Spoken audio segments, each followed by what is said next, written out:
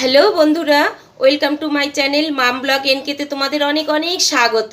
আশা করি সবাই ভালো আছো, আমিও ভালো আছি। আমি আবার এসে গেছি একটা নতুন রেসিপি নিয়ে।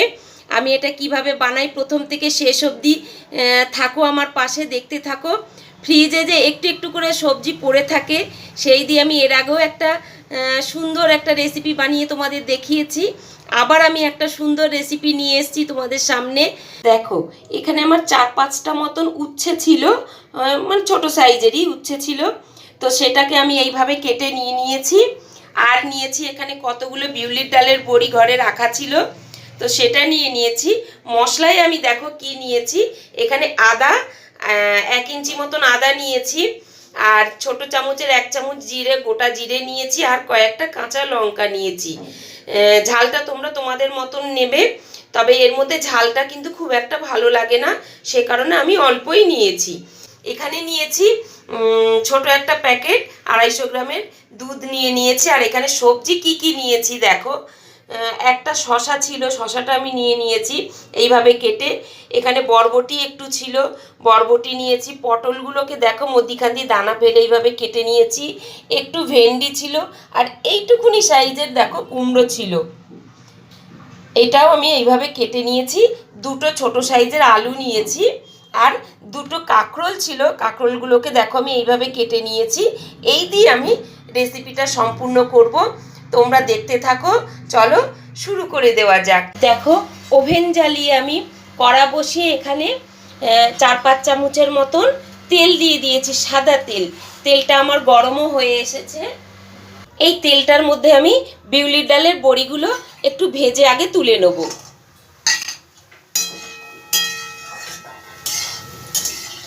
ফ্রিজের মধ্যে দেখো একটু একটু করে সবজি থেকেই যায়, তো সেইগুলোকে নষ্ট না করে এইভাবে একবার তোমরা বানিয়ে খেয়ে দেখবে, খুব ভালো লাগে।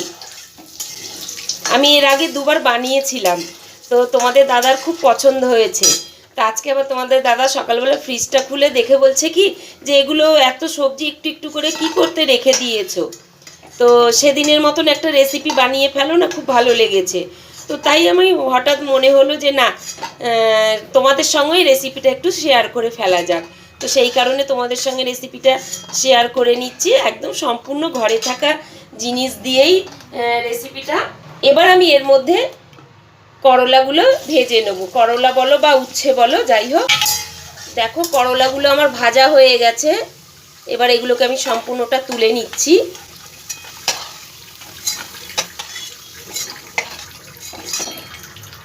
এবার এই তেলের মধ্যেই ভেন্ডিটাকে আমি একটু ভেজে নেবো, ভেজে নিয়ে ভেন্ডিটাকে একটু সাইড করে দেবো।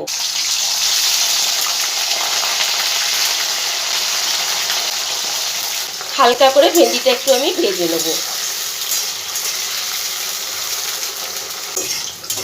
দেখো ভেন্ডিটা আমার ভাজা হয়ে গেছে ভালো করে। এবার ভেন্ডিটাকে আমি একটু তুলে নিচ্ছি।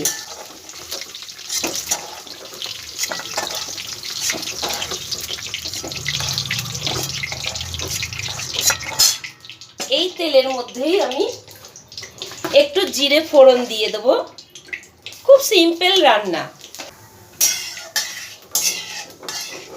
এবার একে একে সবজিগুলো দিয়ে দেবো। আগে আমি আলুটা দিয়ে দিলাম।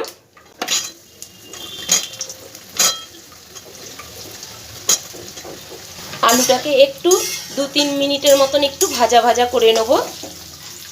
এর সাথে আমি কাঁকরোলটাও দিয়ে দিচ্ছি আলুর সাথে।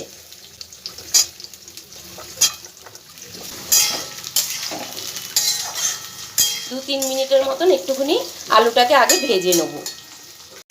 3 মিনিট বাদে আমি ফিরে এসেছি। এবার বাকি সবজিগুলো সব আমি একসাথে এবার দিয়ে দেবো।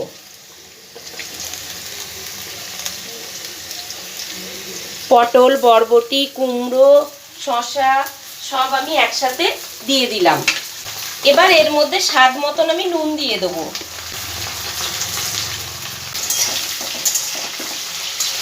ভালো করে একটু এটা নাড়াচাড়া করে নেব।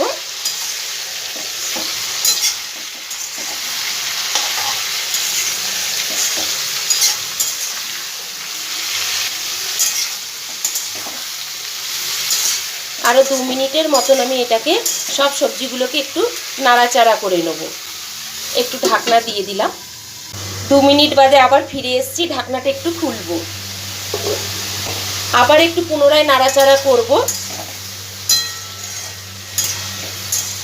এবার এর মধ্যে বেটে রাখা মশলাটা, আদা জিরে কাঁচা লঙ্কার বাটাটা আমি এর মধ্যে সম্পূর্ণ দিয়ে দিচ্ছি। ভালো করে একটু মশলার সঙ্গে নাড়াচাড়া করে আবার একটু ঢাকা দিয়ে দেবো।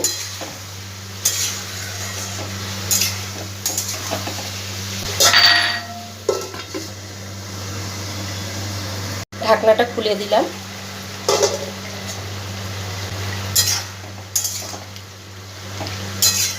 মশলাটাকে আমি 2-3 মিনিটের মতন একটু কষিয়ে নেব। বিউলির ডালের বড়িটাও এর মধ্যে দিয়ে দিচ্ছি, কারণ হচ্ছে বড়িগুলো বড় বড় বড়ি, আর বিউলির ডালের বড়ি ঝট করে ভেঙেও যাবে না। আমি এর মধ্যে দিয়ে দিলাম বড়িগুলো সব। খুব সুন্দর একটা সেন্ট বেরিয়ে গেছে। তোমাদের এই অবধি বন্ধুরা যদি আমার রেসিপি ভালো লেগে থাকে তোমরা লাইক কমেন্ট শেয়ার করে দেবে। এখনও যারা সাবস্ক্রাইব করনি আমার চ্যানেলটাকে তাদের কাছে অনুরোধ রইল সাবস্ক্রাইব করে দেবার। পাশে থাকা বেল আইকনটাও ক্লিক করতে কিন্তু বন্ধুরা ভুলো না, তবে নতুন নতুন আমি ভিডিও আপলোড করলে সবার প্রথম তোমাদের কাছে নোটিফিকেশন চলে যাবে, তোমরা দেখতে পাবে। আর হ্যাঁ বন্ধুরা, তোমরা যারা আমার ফেসবুক পেজ থেকে রেসিপিগুলো দেখো, পেজটাকে আমার একটু ফলো করে দেবার অনুরোধ রইল। তো যাই হোক, এখন আরও আমি 2 মিনিটের মতন মশলাটাকে একটু খুব ভালো করে কষিয়ে নেব, যাতে মশলার গন্ধটা চলে যায়। খুব ভালো করে মশলাটা আমার কষা হয়ে গেছে, কাঁচা গন্ধও চলে গেছে মশলাটার থেকে। এবার আমি এর মধ্যে করলা ভাজাগুলো, করলা বলো বা উচ্ছে বলো, ভাজাগুলো আমি সব দিয়ে দিচ্ছি। একটু ভালো করে নাড়াচাড়া করে এবার এর মধ্যে আমি দুধটা সম্পূর্ণ দিয়ে দেবো। একটু বাটি ধোয়া জলটা দিয়ে দিলাম।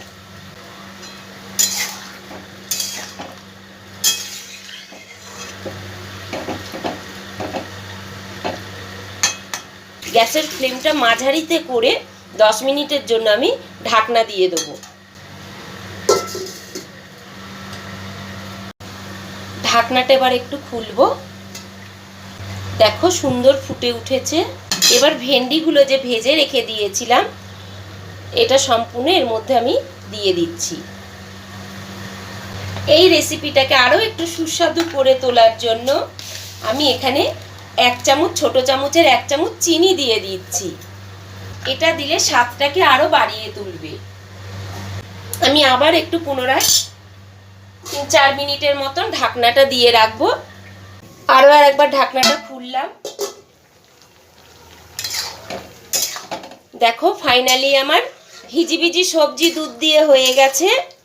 এর মধ্যে এবার আমি 1 চামচ গাওয়া ঘি দিয়ে দিচ্ছি। 1 চামচ না, ওই হাফ চামচের মতন গাওয়া ঘি আমি দিয়ে দিচ্ছি। ভালো করে একটু নাড়াচাড়া করে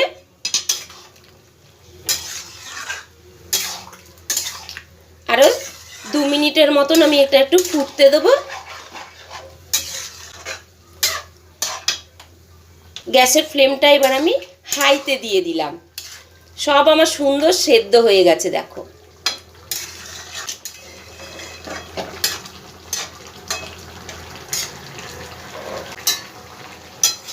দেখো বন্ধুরা, ফাইনালি আমার দুধ দিয়ে হিজিবিজি রেসিপি রেডি হয়ে গেছে। এবার আমি এটা নাবিয়ে নেব। আজকের মতন এইটুকুনি থাক বন্ধুরা, আবার আমি অন্য কোনো রেসিপি নিয়ে ফিরে আসবো। আজকের মতন টাটা।